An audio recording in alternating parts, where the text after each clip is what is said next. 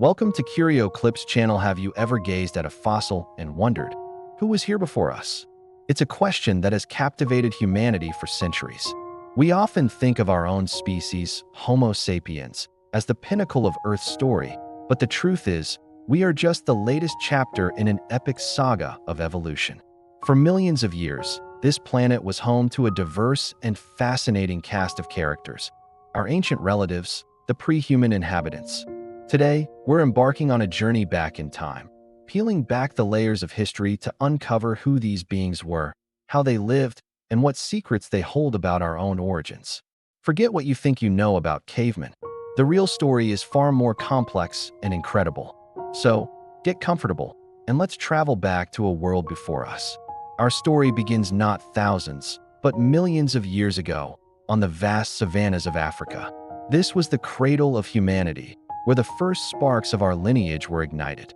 Let's meet one of our earliest known ancestors, Australopithecus afarensis. The most famous example is, of course, Lucy, a skeleton discovered in Ethiopia in 1974. Lucy and her kind lived over 3 million years ago, standing at just over a meter tall, with a brain about 1/3 the size of ours. They might not seem very human. But look closer. The most revolutionary thing about them was their ability to walk upright on 2 legs. This was a monumental leap in evolution. Bipedalism freed their hands, allowing them to carry food, tools, and their young. It was the first, crucial step on the long road to becoming human. They weren't just apes. They were hominins, the pioneering trailblazers of our family tree. As the climate changed and the forests of Africa gave way to open grasslands, our ancestors faced new challenges and opportunities.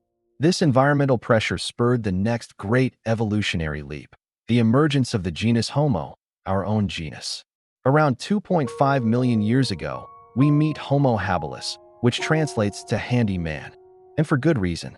Homo habilis was the first of our ancestors to consistently create and use stone tools. These weren't just sharp rocks. They were intentionally crafted implements, known as Oldowan tools. They were used to butcher animals, crack open bones for nutritious marrow, and process plants. This technological innovation was a game changer. It opened up new food sources and marked the beginning of a feedback loop. Better tools led to better nutrition, which fueled the growth of a larger, more complex brain. The age of technology had begun.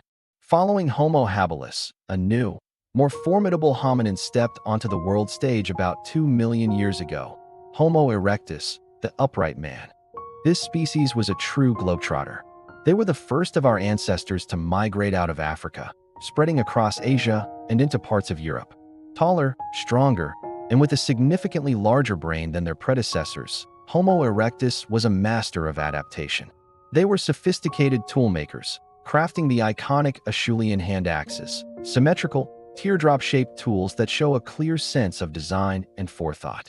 And perhaps most importantly, evidence suggests that Homo erectus was the first to control fire. Imagine the significance of this discovery: a source of warmth, a way to cook food, a defense against predators, and a focal point for social gatherings. Fire didn't just change how they lived, it changed who they were, fostering community and communication. As Homo erectus populations spread across the globe, they evolved to suit their new environments. This led to the rise of several distinct hominin species. In Europe and Western Asia, we find one of the most famous of all our extinct relatives, the Neanderthals, or Homo neanderthalensis. For too long, Neanderthals have been unfairly caricatured as brutish, unintelligent cavemen. The reality, revealed by modern archaeology, is far different. They were incredibly resilient, surviving Ice Age Europe. They had brains as large as, or even slightly larger than, ours. They were skilled hunters, taking down large game like mammoths and woolly rhinos. They created complex tools, cared for their sick and elderly, and there's strong evidence they buried their dead with intention, suggesting a capacity for symbolic thought and perhaps even a form of spirituality. They were not a failed experiment. They were a parallel human species, successful in their own right for hundreds of thousands of years. But the Neanderthals weren't alone. As recently as 50,000 years ago, the Earth was a true hominin planet, populated by multiple human-like species at the same time. While Neanderthals dominated Europe, and our own ancestors, Homo sapiens, were evolving in Africa, another mysterious group lived in Asia. In a cave in Siberia, scientists found a tiny finger bone. Its DNA told a shocking story. It belonged to a previously unknown lineage of hominins, now called the Denisovans. We know very little about what they looked like, but we know they were genetically distinct from both Neanderthals and modern humans. And what's even more mind-boggling is that we know they interbred with both. The DNA of many modern humans, particularly in Melanesia and East Asia, contains traces of Denisovan ancestry. This discovery shattered the simple, linear view of human evolution, revealing a more complex and interconnected story of ancient encounters. And the plot thickens even further. On the isolated Indonesian island of Flores, archaeologists unearthed the remains of yet another species, Homo floresiensis. Nicknamed the Hobbit due to their tiny stature, standing only about 1 meter tall, they lived as recently as 50,000 years ago. They had small brains, yet they made stone tools and hunted prehistoric pygmy elephants. Their existence raises fascinating questions.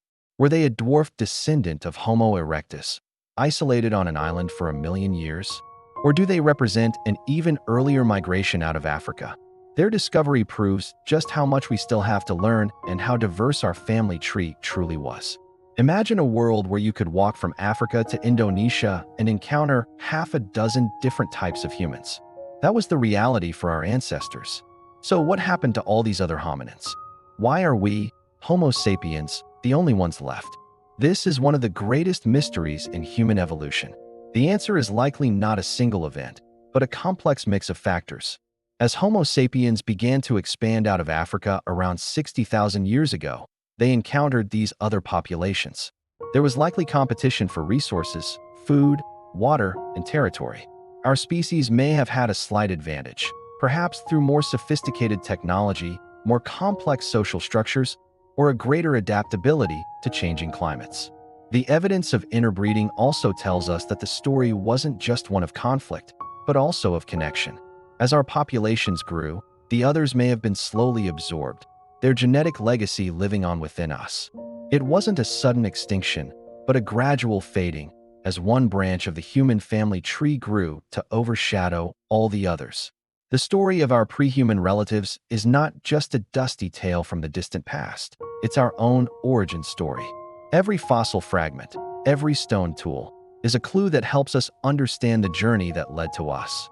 From Lucy's first upright steps to the technological prowess of Homo habilis, the global migrations of Homo erectus, and the complex cultures of the Neanderthals, we see reflections of ourselves.